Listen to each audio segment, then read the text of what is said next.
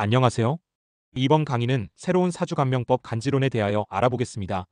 사주간명법으로 과거에 신설론이 있었으나 정확도가 낮아서 이제는 사라져가고 현재 가장 많이 사용되고 있는 것이 격용론 간명법이라고 하겠다.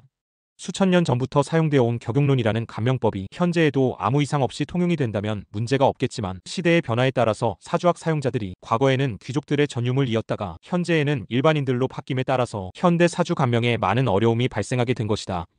격용론으로 사주를 간명하려면 사주명조가 십정격에 해당이 되거나 종격, 화격, 특수격에 정확히 맞아야 하는데 입격이 되는 사주가 없다는 것이 문제이다.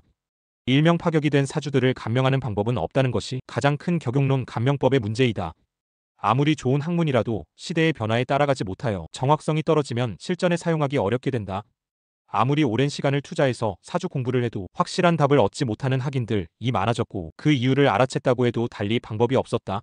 그러다가 오행으로 사주를 보는 것보다 22간지로 사주를 보는 것이 현대사회에 잘 맞을 거라는 주장이 나오게 되고 과거 격용론 책에도 소개된 간명법들이 있는데 별로 중요하지 않다며 사용을 하지 않고 있는 간명법들을 모아서 새로운 간명법 간지론을 만들게 되었다.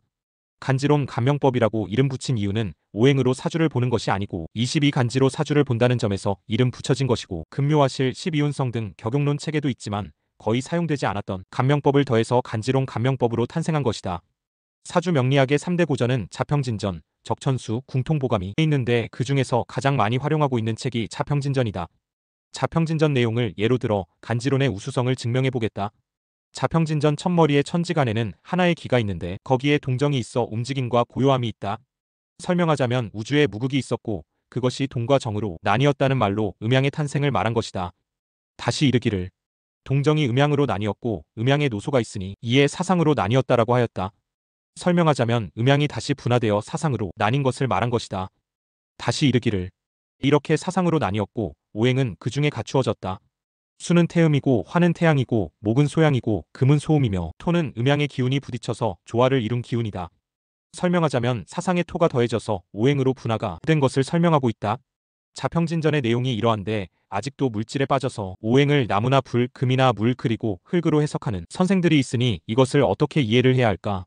자평진전에 이르기를 명을 배우고자 하는 자는 반드시 간지지서를 먼저 알아야 하는데 그런 후에야 입문할 수 있다.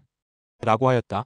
설명하자면 음양오행을 알아야 입문할 수 있는 것이 아니고 간지를 알아야 명리에 입문을 할 수 있다는 뜻이다. 사주팔자를 작성을 할 때 사용되는 글자가 음양오행이 아니고 천간지지의 조합으로 이루어진 60갑자라는 간지이다. 자평진전의 내용을 기본으로 가장 현대적인 상황에 잘 맞는 사주간명법을 새롭게 탄생시킨 간지론 간명법을 책으로 엮어서 여러분께 선보이고 있는 책이 바로 월인천강 신사주학이다. 한 번의 선택이 평생을 좌우한다는 말을 꼭 기억하여 여러분의 현명한 선택을 바란다. 출처 네이버 카페 월인천강 신사주학. 시청해주셔서 감사합니다.